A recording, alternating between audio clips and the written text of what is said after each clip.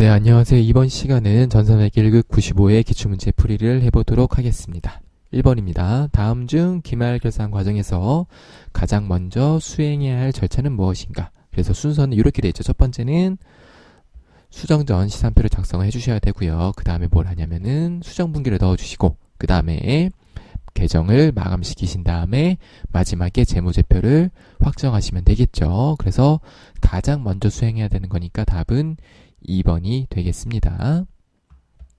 2번. 다음 절에 의해서 결산 시 재무상태표에 표시되는 현금 및 현금성 자산 금액은 얼마인가 라고 되어 있습니다. 그래서 조금 어려운 문제에 속합니다. 한번 볼게요. 자, 국세환급 통지서는 현금 및 현금성 자산이에요. 국세환급이 보통 3개월 이내에 다 되기 때문에, 그리고 통지가 됐잖아요. 그 통지가 된 후로부터는 대부분 빨리 3개월 이내에 다 되기 때문에 얘는 된다라고 생각하시면 되겠고, 우편화한 증서도 현금이고요. 자기압수표도 현금이에요. 현금이 현금성 자산이에요. 그리고 현금 및 현금성 자산이 기준이 이거죠. 3개월 이내에 도래하는 거. 그래서 얘도 현금 및 현금성 자산이 되겠고요. 그래서 보면은 얘랑 이렇게 4개는 현금 및 현금성 자산이고요. 선일자 수표는 뭐냐면은 일종의 어음이에요. 그래서 매출채권 또는 미수금으로 분류를 하시면 되겠고요. 직원 가불금은 뭐 금액이나 조건에 따라서 좀 계정이 다를 수 있는데 보통 단기 대여금으로 처리를 해요. 무조건 단기 대여금은 아니에요. 근데 이제 그냥 책에 이론적으로는 단기 대여금으로 처리한다라고 돼 있기 때문에 제가 단기 대여금 적었어요. 무조건 단기 대여금은 아니다. 뭐 성격에 따라서 가지금이 될 수도 있고 뭐 선급금이 될 수도 있고 여러 가지가 있어요. 여하튼 현금 및 현금성 자산은 아니에요. 그래서 보면은 50만 원에 20만 원, 70만 원에 74만 원이 되겠죠. 답은 3번이 되겠습니다. 3번. 다음 절에 의해서 다음 빈칸에 들어갈 금액은 얼마인가 라고 되어 있습니다. 그래서 이것도 좀 어려울 수 있어요. 자, 보면 대손충당금이니까 요 기초잔액이 이렇게 오른쪽에 있고요. 기말잔액이 왼쪽에 있어요. 그래서 여기는 대손 삼각비는 단기에 설정한 거, 여기 외상매출은 뭐냐면 단기에 상기한 거. 그래서 이렇게 되는 거예요. 그리고 요거는 기초, 그 다음에 얘는 단기 설정, 그리고 얘는 단기에 회수 또는 상기한 거. 글씨가 조금 엉망이라도 봐주세요. 마우스를 바꿨는데 마우스가 좀 이게 잘 안 돼요. 무선으로 바꿨는데 이게 좀 깔끔하지가 않더라고요. 그래서 기말은 이렇게. 그래서 회수 상기된 거 여기 나오고요. 대손충당금은 단계 설정한 게 여기 나와요. 그럼 단계 설정한 게 얼마인가 라고 물어보는 거거든요. 그래서 어떻게 하는 거냐면은 얘를 구한 다음에, 그쵸? 얘를 먼저 구한 다음에 그 다음에 요 차대를 맞춰주시면 되겠죠? 이렇게. 그래서 해보면, 자, 이 외상매출금이 어떻게 되는 거냐면 단기 중 회수가 불가능한 것으로 판명돼서 대조 처리된 금액이 5,000원이 이렇게 있는 거예요. 그쵸? 여기는 회수나 상기한 거가 들어오는 거니까. 그러면 75,000원이죠? 그러면은 5만원에 75,000원이니까 25,000원이 부족한 걸 알 수가 있겠습니다. 그래서 답은 4번이 되겠어요. 4번. 다음 중 기업회계 기준에서 자산을 타인에게 사용하게 함으로써 발생하는 수익의 유형으로 옳지 않은 것은 좀 특이한 문제가 나왔어요. 그쵸? 좀 어려울 수도 있어요. 요 초반 문제는 좀 어려운 게 많습니다. 그래서 보면 이자 수익은 뭐예요? 나의 돈을 은행이나 또는 타인에게 빌려줌으로써 또는 예치함으로써 생기는 수익이죠. 배당금 수익도 마찬가지고요. 로열티 수익도 내가 갖고 있는 어떠한 뭐 라이선스 같은 것들을 갖고 있는 것들을 빌려줌으로 인해서 얻는 소득이에요. 4번의 상품 판매 수익은 요거는 뭐냐면은 나의 재화, 그쵸? 재화를 공급하는 거잖아요. 재화를 공급함으로써 받는 수익이기 때문에 얘는 타인에게 사용하는 게 아니라 아예 나의 재화를 타인한테 이전시키는 거예요. 이전. 그래서 답은 4번이 되겠습니다. 5번. 다음 중 유형자산의 감가상각비를 계산하기 위한 필수 요소가 아닌 것은 감가상각 방법은 정해법으로 가정한다. 그래서 정해법으로 계산할 때 뭐가 필요하죠? 취득원가 필요하고 내용연수 필요하고, 그쵸? 그리고 잔존가치 필요하죠. 그래서 어떻게 계산해요? 취득원가에서 잔존가치 뺀 다음에, 그쵸? 얘를 뭘로 나눠요? 내용연수로 나누면은 정해법 상가액이 나오겠죠. 여기에 플러스 추가하자면은 그쵸? 월수, 뭐 예를 들어서 6월 1일날 취득했으면 7월 1일날 취득했으면은 계열수가 12분의 6이 되겠습니다. 그쵸? 그래서 여기까지 필요하다. 답은 1번이 되겠죠. 생산량은 상관이 없죠. 생산량이 필요한 건 어떤 거예요? 정해법이 아니라 뭐 생산량 비례법 같은 경우는 생산량이 필요할 수 있겠죠. 그래서 답은 1번이 되겠습니다. 6번 다음 중 무형자산과 관련 설명으로 옳지 않은 것은 1번 무형자산은 회사가 사용할 목적으로 보유하는 물리적 실체가 없는 비화폐성 자산이다. 맞습니다. 자, 2번 개발비는 개발 단계에서 발생하여 미래 경제적 효익을 창출할 것이 기대되는 자산이고요. 4번부터 볼게요. 연구 단계와 개발 단계에 따라서 무형자산의 비용으로 구분할 수 없을 때는 전부 다 뭘로 한다? 연구 단계에서 발생한 것으로 본다. 그래서 비용 처리를 한다라고 했었었죠. 4번 지분도 중요하니까 반드시 알아두시면 되겠고요. 자, 3번 같은 경우는 처음 볼 수 있는데요. 내부적으로 창출된 브랜드 고객 목록과 이와 실질이 유사한 항목은 무형자산으로 인식할 수가 없어요. 그런데 이런 게 있어요. 내가 합병했을 때 발생한 예를 들어서 내가 삼성인데 현대자동차를 인수했어요. 그럼 현대자동차의 브랜드 가치가 있겠죠? 그럴 때는 이거는 무형자산을 인식할 수 있어요. 그런데 합병 같은 경우가 아닌 내부적으로 창출한 거에 대해서는 영업권 같은 것들은 무형자산을 인식할 수가 없습니다. 그래서 내부적이 아니라 합병할 때 발생한 것들은 무형자산을 인식할 수 있다. 구분해서 정리를 같이 해주시면 좋을 것 같습니다. 답은 3번이 되겠습니다. 7번 다음 자료를 바탕으로 자본 조정의 금액을 계산하면 얼마인가? 자본 조정은 뭐죠? 자본의 차감 계정이고 이와 반대되는 계정이 뭐가 있었었죠? 자본 잉여금이 있었어요. 그래서 요거 헷갈리시면 어떻게 한다 그랬었죠? 실기 프로그램 들어가서 자본 조정 계정을 찾은 다음에 거기 있는 계정을 찾아서 더하기 하셔도 되고 자본 조정이니까 차감 계정이네 해서 보시면 되겠어요. 그래서 감자차손이랑 자기주식이 되겠죠? 더하면은 60만원이 되겠습니다. 8번 다음 중 전자제품 도세매업을 영위하는 주셈의 단기 손익계산서상 영업이익에 영향을 미치는 거래로 볼 수 있는 것은 자, 영업이익 어떻게 구하죠? 모르시면 계정과목 등록에서 보셔도 되고 아니면 손익계산서 조회하셔도 돼요. 실기 프로그램에서. 근데 이거 보면 어떻게 되죠? 매출액에서 매출 원가를 빼면 매출 총이익, 그쵸? 그 다음에 여기서 뭘 빼요? 판매비와 관리비를 빼면 영업이익. 영업이익에서 영업의 수익을 더하고 영업의 비용을 빼면 법인세 차감 전 순이익이 나오죠? 여기서 법인세 비용을 빼면 단기 순이익 이렇게 나와요. 근데 지금 보니까 영업이익에 영향을 미치는 거니까 영업이익에 영향을 미치려면은 여기에 영향을 미쳐야겠죠. 그렇죠? 매출액에 영향을 미치거나 매출원가가 영향을 미치거나 또는 판관비가 영향을 미치면 되겠어요. 찾으시면 되겠죠. 자, 1번 노후화된 업무용 차량은 중고차 매매 상세 판매 후 유형자산 처분 손실은 영업의 비용. 운영자금에 대한 대출이라 지금 이자 비용도 영업의 비용. 상품 홍보하기 위해서 광고물을 제작하고 광고 선전비를 계산. 광고 선전비는 판매비와 관리비. 그 다음에 기말결산 시 외화예금에 대한 외화환산 손실은 영업의 비용. 그럼 답은 3번이 되겠죠. 그쵸? 네, 이렇게 하시면 되겠습니다. 9번 다음 중 원가에 대한 설명으로 가장 옳지 않은 것은 1번 제조원가는 직접 재료원가, 직접 노무원가, 제조관점 원가를 말한다. 맞습니다. 2번 직접 재료원가는 기초 원재료 재고액에 단기 매입을 더한 다음에 기말을 빼시면 되겠고요. 3번 제품 생산량이 증가해도 관련 범위 내에서 제품 단위당 고정비는 일정하다. 고정원가는 뭐라 그랬었죠? 제가 월세라 그랬었어요. 자, 월세인데 단위당 고정원가니까 월세인데 한 명당 부담하는 월세예요. 월세가 50만원인데 혼자 살아요. 그러면은 내가 부담하는 월세액은 얼마다? 50만원. 둘이 살아요. 둘이 살면 내가 부담하는 월세는 얼마예요? 50만원 나누기 2하니까 25만원 되겠죠. 그쵸? 그래서 단위당 고정원가는 어떻게 된다? 제품 생산량이 증가, 즉 같이 사는 사람들이 증가하면은 단위당 내 혼자 부담하는 월세액은 일정하다가 아니다. 일정하다가 아니고 뭐예요? 감소하는 거죠. 그쵸? 그래서 예를 들면 월세가 있겠습니다. 답은 3번이 되겠어요. 자, 10번 회사는 제조간접비를 직접 넘은 시간을 기준으로 배부하고 있다. 단기말 현재 실제 제조간접비 발생액은 7만원이고 실제 직접 넘은 시간은 700시간이며 예정 배부율은 시간당 95원일 경우에 배부 차이는 얼마인가?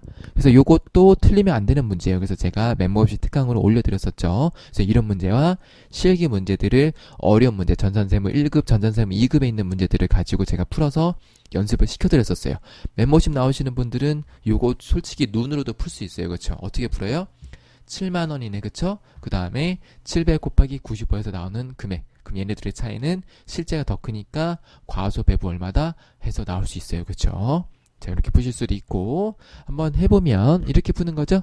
실제 개별 원가 계산, 정당 개별 원가 계산, 그 예정 배분이 나오는데, 자, 뭐를 물어볼지 모르겠지만, 문제를 보니까, 문제 있는 거 보고 쓰시면 돼요. 그래서 보니까, 실제 제조 간접비 발생액이 7만원이니까, 700시간 발생했는데, 얼마인지는 모르겠지만, 7만원이에요. 그럼 얘는 얼마가 되겠어요? 100이 되겠죠. 그쵸? 자, 근데 실제 배분 기준 700시간인데, 예정 배분은 95시간이니까, 얘는 66,500원. 배부 차이 물어보니까 실제가 더 크면 과소 배부죠. 그러니까 얘가 더 크면 얼마예요? 3,500원 과소 배부가 되겠어요. 다른 거 혹시 뭐 예정 배부를 물어본다던가 또는 실제 배부를 물어보게 되면 문제 있는 거 주어진 거 보시고 푸시면 되겠습니다. 요건 되게 쉬운 문제죠. 답은 2번이 되겠습니다. 자, 11번 다음 점 보조 부분 원가의 배부 방법 중에서 가장 정확한 배부법은 뭐예요? 상호 배분법이 되겠죠. 어려운 거 아니니까 넘어가겠습니다. 12번 다음 자를 이용해서 평균법에 의한 가공비 완전법 환산량에서 공식 쓰시면 되겠죠. 공식 요거 외우시면 돼요. 몇 번 쓰면 외워집니다. 그래서 우리는 지금 보니까 평균법의 가공비니까요. 이렇게 필요하죠.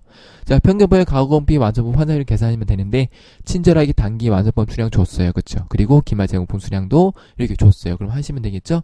단기 완성품 수량이 몇 퍼센트? 100%니까 1000개고요.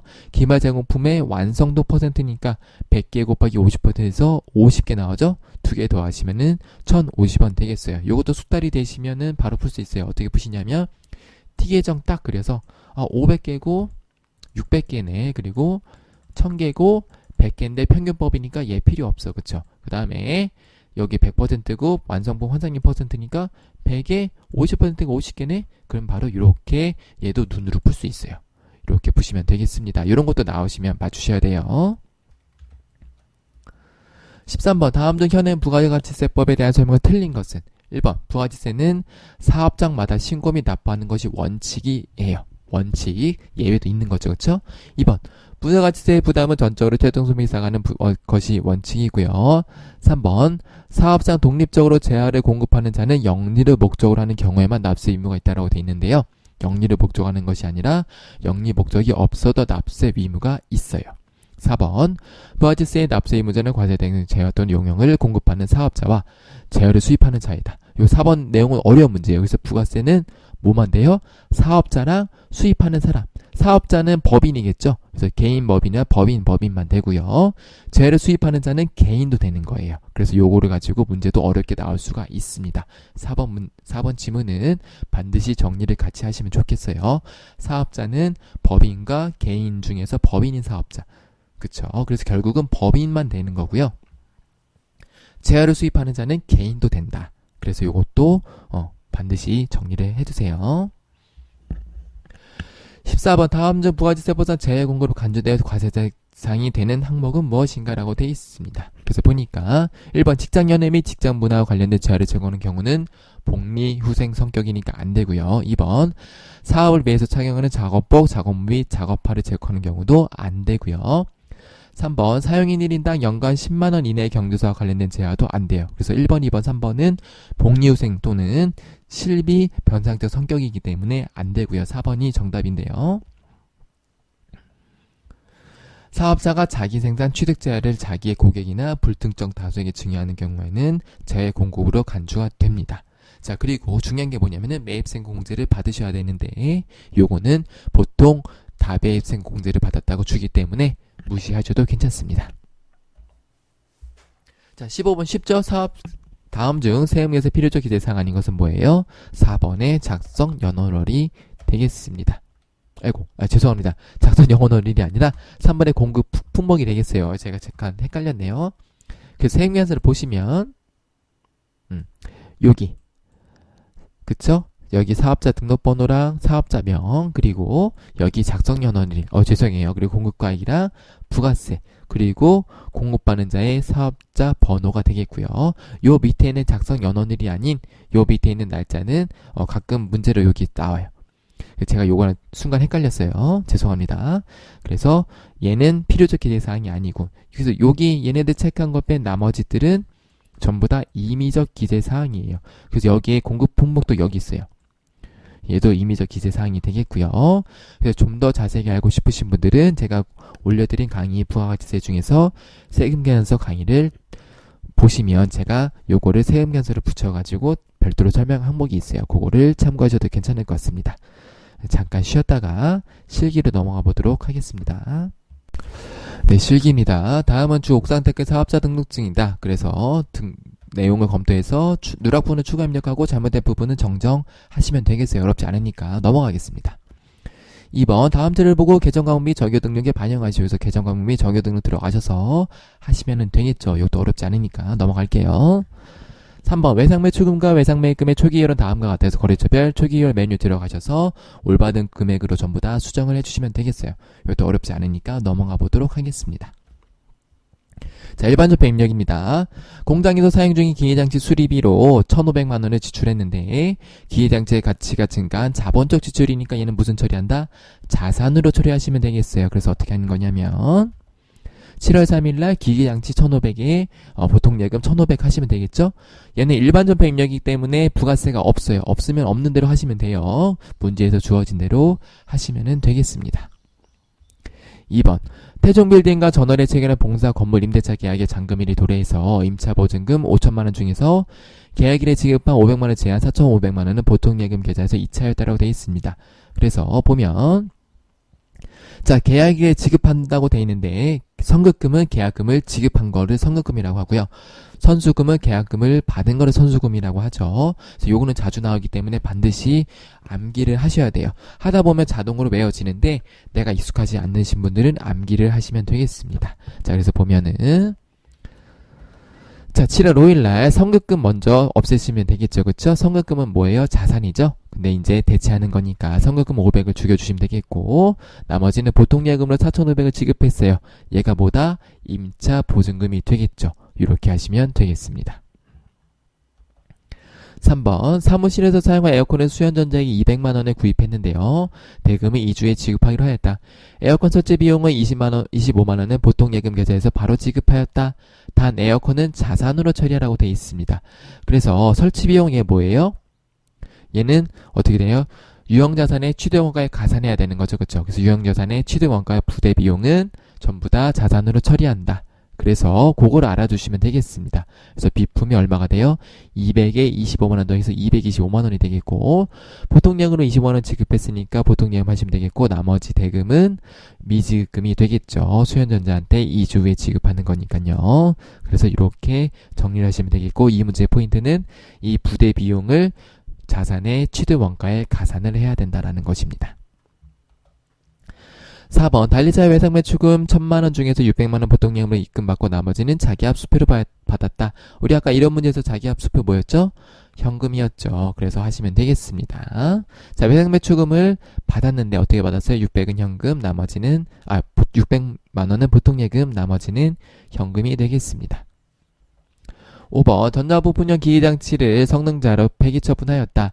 단기의 상각비는 고려하지 않음이라고 되어 있습니다. 그래서 어떻게 하는 거냐면 이렇게 하죠. 일단은 취득원가를 없애주시고 그 다음에 감가상각 누계 없애주시고 그 다음에 부가세가 있으면 부가세 넣으시면 되겠는데 이건 일반적인 입력이니까 부가세는 무시. 그럼 나머지는 뭘로 한다? 유형재산 처분 손실로 하시면 되겠어요. 자, 그런데 아이고 죄송합니다.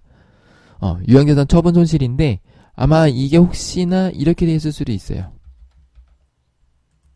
그러니까 계정 과목에 폐기 손실이 있으시면은 폐기 손실을 넣으시면 돼요. 없을 때는 처분 손실 넣으시면 되겠고. 아이고 이게 커졌구나.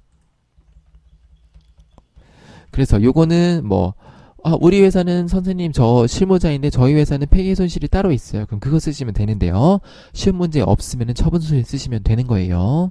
자, 그래서 요렇게 하시면 되겠고, 어려운 거 없으니까, 요렇게 하시면 마무리가 되겠어요. 제가 검증을 넣어야 되는데 안 넣었네요. 이건 어차피 부가세가 없으니까, 이렇게 하시면 되겠습니다. 자, 그 다음에, 6번. 제품의 판매용 사진 촬영을 위해서 손모델의 ERMC를 고용하고 수수료를 지급했는데, 원천징수 수행이 있네요. 원천징수 수행 뭐죠? 예수금 처리하시면 되겠어요. 그래서 판관비 항목을 사용하라고 돼 있으니까, 수수료 비용 판관비가 300만원이 나가는데 이 중에서 원천징수를 99,000원 했고 나머지를 보통예금으로 지급하였다. 이렇게 되겠습니다. 자, 메인 매출 전표입니다. 생산부에서 회식을 하고 법인카드로 결제하자마자 바로 보통예금에서 인출했대요. 그래서 이 문제에 함정이 있어요. 법인카드로 결제했지만 체크카드니까 바로 보통예금에서 인출된 거죠. 그래서 어떻게 하는 거냐면 전표 유형은 메인 매출 전표이고 과세 유형은 57 카드 과세고 거래처는 여기 동보성이 되겠고요. 자, 어떻게 한다? 복료승비가 30만원이 나갔고 그 다음에 부가세가 3만원이 이렇게 나갔는데 중요한 게 뭐다? 바로 보통예금에서 인출했으니까 어떻게 해요? 보통예금 이렇게 쓰는 거예요. 미지급금 법인카드 쓰는 게 아니라 바로 결제하자마자 인출됐기 때문에 보통예금 33만원을 입력해 주시면 되겠습니다. 2번 천안 제1공장에서 사용하던 기기장치를 매각하고 현금 영수증을 발행했대요. 아까는 처분이었고 이번에는 매각이네요. 그렇죠? 그래서 메인 매출 전표니까 똑같이 취득가액 먼저 없애주시고 감액 없애주시고 그 다음에 부가세를 인식해주시고 현금으로 받았죠. 얼마 받았어요? 440만원. 나머지 잔액은 뭐다? 유형자산 처분 손실이 되겠습니다. 그래서 검증 어떻게 해요? 장부가액이 1000만원인 거, 그쵸? 5천만원인데 감가상각 누계액이 4천만원에서 1000만원이 남은 이 기기장치를 얼마에 팔았어요? 600만원에 판 거예요. 그쵸? 아이고, 죄송합니다. 거꾸로 썼네. 아이고, 죄송해요.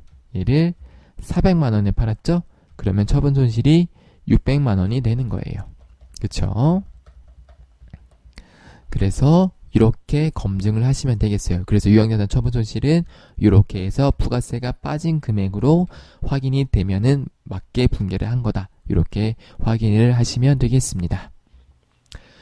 3번 희망사세 제품을 판매하고 다음같이 전자세금계산서를 발급하였다. 그래서 옥산테크에 했는데 현금이 350만원 받았고 외상매출금으로 200만원이 있네요. 요거를 구분하시면 되겠죠. 제품 매출 500에 부가세 예수금 50만원, 현금으로 350 받고 외상매출금이 200만원이 되겠습니다. 4번 다음은 구매한 원자료에 하자가 있어 반품을 한 후에 발급받은 수정세금계산서이다. 수정세금계산서 수취와 동시에 원재료 및 외상매입고가 상계 처리했다. 그래서 마이너스 세금계산서가 되겠죠. 마이너스 발행하시면 되겠어요. 자, 메인 매출 전폐 50일 과세에 거래처 주 한강에 마이너스 입력하시면 되겠죠. 네, 어려운 거 없으니까 이렇게 입력을 해주시면 되겠습니다. 5번 남서울로부터 원재료를 1320만원 부가세 포함에 매입하고 전자세금계산서를 발급받았다. 동일자에 매입대금 중에서 11월 1일에 지급한 선급금이 있네요. 나머지는 보통예금에서 이체하였으니까 자, 원재료 어떻게 돼요? 120만원, 1200만원. 이게 어떻게 했죠? 1320만원 나누기 1.1을 하시면 돼요. 그럼 1200만원이 나오고요. 그 다음에 부가세가 120에서 1320이 나오게 되겠고요. 선급금 받은 거 없애주시고 나머지는 보통예금에서 이체했으니까 이렇게 넣어주시면 되겠습니다. 그래서 선급금이 한강이 아니라 남서울이 되겠죠? 이렇게 하시면 되겠습니다. 다음 6번 일본의 메이지노사의 수출 제품을 다음과 같이 직접 납품했는데요. 수출은 항상 무슨 기준이다? 선적 기준이에요. 항상 머릿속에 떠올리셔야 돼요. 수출은 무조건 선적이다. 자, 그래서 보시면 거래일자 이렇게 있는데요. 계약금이 입금되었으면 외화 보통예금의 외화로 보유 중이다. 11월 19일 날은 이렇게 됐다. 그래서 요거는 멤버십 강의는 있진 않았지만 우리가 그 전산세무 1급에 스터디 하실 때 어떤 분이 여쭤보셨었어요. 그래서 중요한 게 뭐냐면은 계약금이 입금되었는데 외화보통예금의 외화로 보유 중이면은 요때 요거 금액으로 하는 거고요. 만약에 보통예금의 외화로 보유 중이 아니라 보통예금의 외화로 보유한 거를 보통예금으로 원화로 대체했으면 원화 금액이에요. 무슨 얘기냐면 자, 보통예금의 외화로 보유 중이면은 그냥 요거 그대로 쓰시면 되는 거고요. 만약에 그대로 쓰는 게 아니라 잠시만요. 제가 좀 꼬였네요. 외화로 보유 중일 때는 요걸 쓰는 게 아니고 선적했을 당시에 금액을 쓰는 거예요. 만약에 얘를 원화로 환가를 했다라고 하면은 문제가 달라지는데 다행히 그것까지 내지 않고 보유 중이라고 냈었어요. 그래서 보시면 이렇게 돼요. 제품 매출이 얼마가 들었냐면 2200이 들어가요. 그래서 중요한 게 뭐냐면은 요거 공급가의 200N에다가 200만 N에다가 요거 기준 환율인 요 1100이 들어가는 거예요. 근데 N하는 중요한 게 뭐냐면 여기 보시면 이게 나누기 100이란 뜻이에요. 그래서 이걸 곱한 다음에 나누기 100을 하시면 돼요. 그래서 제품 매출은 2200이 되겠고요. 선수금은 이렇게 되는 거예요. 이때 환율이 되겠죠? 그래서 요거 환율 요거 넣으시면 되겠고, 그 다음에 외상 매출금은 이 제품 매출 금액과 선수금 금액의 차액을 넣어주시는 거예요. 그래서 이 문제 되게 어려운데 어떻게 하시냐면, 내가 외화로 보유하고 있어요. 원화로 환가한 게 아니라 외화로 보유할 때는 그냥 이 금액 그대로가 제품 매출이 되는 거고, 환가했었으면 달라진다. 그렇게 차이를 두시면 되겠습니다. 자, 실기 문제 4번이에요. 본사 판매부서가 사용하는 화물 자동차에 대해서 만능공업사에서 정비를 받으면서 58만 3천원 부가세 포함을 현금으로 결제하고 현금 연수금을 발급받았는데, 회계 담당자가 화물 자동차가 아니라 업무용 소형차인 줄 알았나봐요. 그래서 착각해서 일반 점표에 입력을 했대요. 그래서 얘는 원래 어디에 입력해야 돼요? 원래는 메인 매출 점표에 입력을 해야 되는데, 일반 점표에 입력했으니까 일반 점표에 입력한 거를 삭제하시고 매일 매출 점표 입력에다가 다시 입력하시면 돼요. 그래서 일반 점표 입력 8월 10일자에 가셔서 삭제하시고 매일 매출 점표 입력을 하시면 되겠는데요. 현금 가세니까 이렇게 넣으시면 되겠고, 거래처 넣으시면 되겠고요. 그 다음에 어떻게 돼요? 차량 유지비가 53만원. 얘도 어떻게 한다? 나누기 1.1 하시면 돼요. 부가세가 5만 3천원. 나머지는 현금으로 지급했으니까 이렇게 넣어주시면 되겠습니다. 자, 2번. 대한적십자에서 현금으로 기부한 3만원을 세금과 공과로 처리했대요. 그럼 어떻게 하면 돼요? 세금과 공과금을 기부금으로 계정 과목을 수정하시면 되겠죠. 자, 이제 결산전표 가보겠습니다. 기말 현재 당사가 장기 투자를 목적으로 해서 보유하고 있대요. 그래서 이 주식의 취득원가 전년도 말 및 단기 연도 말 공정가액은 다음과 같다. 하나의 전표를 입력할 것이라고 되어 있네요. 그래서 보시면 취득할 때 3천만 원인데 전년도 말에 3,200만 원이 됐죠? 그럼 전년도 말에 아마 회계 처리를 적정하게 처리했다라고 알려주면 더 좋았을 텐데요. 그쵸? 그래서 보시면은 전년도 말에 어떻게 했겠어요? 매도가는 증권 평가이익을 200만원 했겠죠. 왜냐하면 장기 투자를 목적으로 보유하고 있기 때문에 매도가는 증권이 되겠고요. 자, 근데 평가이익 된 거를 당해연도 말에 다시 평가했더니 평가 손실이 400이 발생했겠죠. 그쵸? 근데 평가 손실, 평가이익은 어떻게 해요? 서로 상기해야 되죠? 그래서 매도가는 증권 평가 손실을 400만원을 전부 다 쓰는 게 아니라 매도가는 증권 평가이익 200만원을 없애주시고 나머지 매도가는 증권 평가 손실을 200만원을 넣어주셔야 돼요. 무슨 얘기냐면, 자, 매도가는 증권이 전년도 말 기준으로 해서 어떻게 해요? 400만원이 감소했어요. 감소했는데 원래는 어떻게 쓰는 거냐면 매도가는 증권 평가 손실을 400만원 넣어줘야 되는데 전년도 말에 있던 매도가는 증권 평가이익이 200만원이 있기 때문에 얘를 없애 먼저 주시고 그 다음에 나머지 차액을 평가 손실로 인식을 해주시면 되겠어요. 이렇게 보시면 되겠습니다.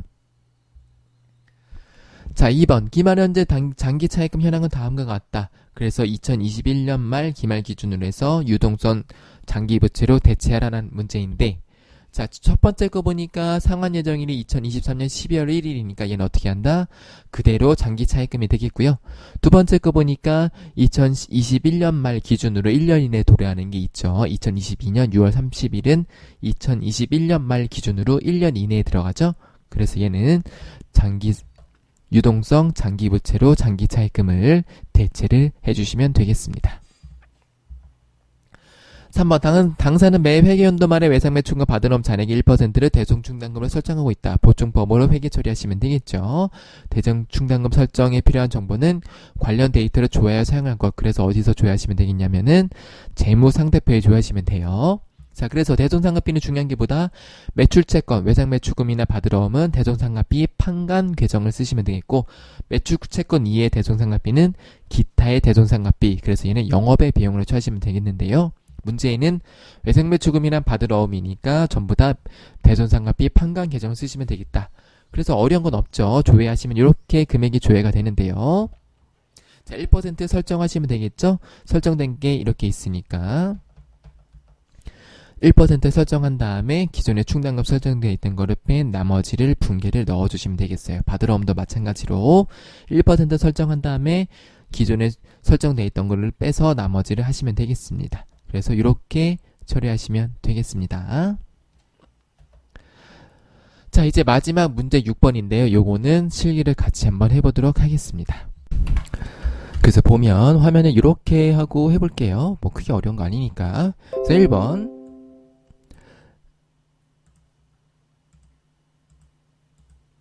자, 21년 1기 확정 신고기간 4월 6월에 세무에서 수취분 중에서 고정자산 매입액을 제외한 일반 매입의 세액은 얼마인가? 일반 매입 세액이죠. 그래서 부가세 신고서에서 4월부터 6월 조회하시면 되겠죠? 그러면은 보니까 고정자산 매입을 제한 일반 매입세액이니까 여기네요. 그쵸? 일반 매입 세액이니까 공급가액이 아니라 세액이니까 70만원이 되겠네요. 그쵸? 요거를 입력하시면 되겠고요. 자, 그 다음에 자, 원재료 매입액은 얼마인가? 자, 방법이 여러 가지가 있는데요. 이런 조회 문제들은 부가세가 아닌 나머지 일반 원장, 그러니까 부가세 제외한 나머지 일반 문제들은 조회하는 방법이 여러 가지가 있는데 제가 한번 여러 가지 해볼까요? 일단은 뭐 재정과 명세서에서 2월이니까 자, 얘를 더블 클릭하면 이렇게 나오거든요. 그럼 2월의 원재료 매입액은 8,630이다. 이렇게 해도 되고요. 요거 자체가 거래처 원장이라서, 계정별 원장이라서, 계정별 원장에서,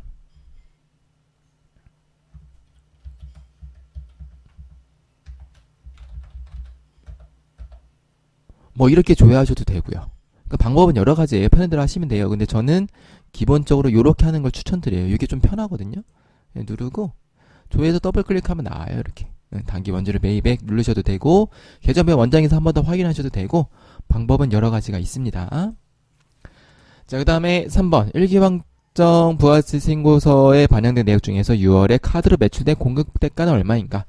부가세에 관련된 것들은 부가세 신고서 아니면은 보통 메인 매출장 들어가시면 돼요. 메인 매출장이 뭐냐면 부가세 증빙들이 끊긴 것들, 우리가 전표 입력할 때 보면은 뭐 11과세 이런 것들이 있죠? 그런 것들이에요. 그래서 보면은 6월이니까 6월부터 6월 하시면 되겠죠. 그래서 9부는 매출이 되겠죠? 부가세 확정 신고에 반영된 내역 중에서 6월에 카드로 매출된 거니까. 그래서 매출이니까 카드 매출이니까 카드 과세가 되겠죠? 조회하시면은 공급 대가는 얼마니까 공급 대가니까 어떻게 해야 돼요? 공급가액 더하기 부가세 합계 요걸 넣어야 되죠. 그래서 얼마냐면은 48만 4천원 요렇게 넣으시면은 되겠습니다. 자, 이렇게 해서 95회 전산회계 1급 기출문제 풀이도 마무리해 보도록 하겠습니다. 시청해주신 여러분들 감사합니다.